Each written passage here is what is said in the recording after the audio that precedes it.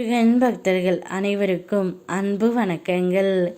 என் அன்பு குழந்தையே, மன்னிக்க மறந்த உன்னிடம் இப்பொழுது மன்னிப்பு கடிதம் ஒன்று தேடி வந்து இருக்கின்றது தங்கமே. இதை கேட்டவுடன் நீ மிகவும் கண்ணீர் வடிப்பாய். மற்றவர்கள் உன்னை குழப்பினாலும் உன் மனம் தெளிந்த நீரோடை போல் இருக்க வேண்டும். எல்லோரும் ஏதாவது ஒன்றை சொல்வார்கள். நீ என்ன முடிவு எடுக்க முடியும் என்பதில் தெளிவாக இரு தங்கமே. வாய்ப்பு வரும்போது பார்த்து கொள்ளலாம் என்பதை விட இப்போது வாய்ப்பினை உருவாக்க முடியுமா என்று தேடி பார்த்தால் நல்ல வாய்ப்புகள் இருப்பது உன் கண்களுக்கு புலப்படும்.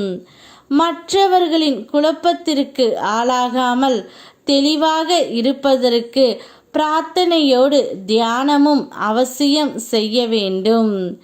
இன்று கோவிலுக்கு வந்து தரிசித்து விட்டு சிறிது நேரம் என்னுடன் அமர்ந்து பேசு தங்கமே.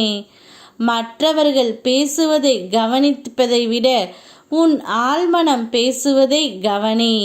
உன் வாழ்விற்கான பல தீர்வுகள் ஆழ் மனதில் ஆழ்ந்து கிடக்கின்றன.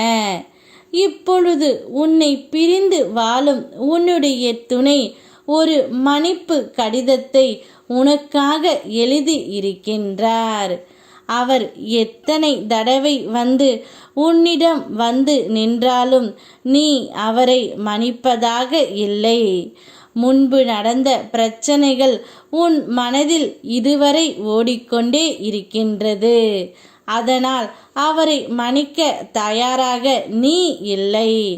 ஆனால் அவர் உன்னிடம் கடிதத்தின் மீதாவது மன்னிப்பு கேட்க வேண்டும் என்று நினைத்து உன்னிடம் மன்னிப்பு கடிதம் எழுதி இருக்கின்றார் தங்கமே.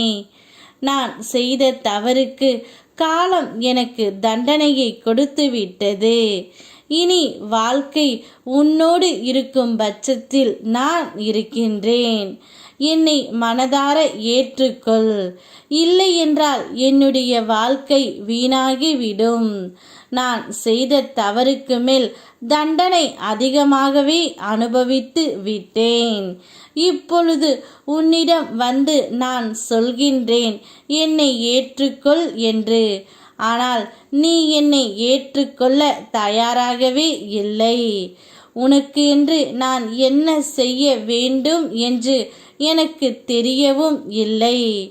ஆனால் நிச்சயம் இனி உன்னோடு வாழ மட்டும் நான் ஆசைப்படுகின்றேன்.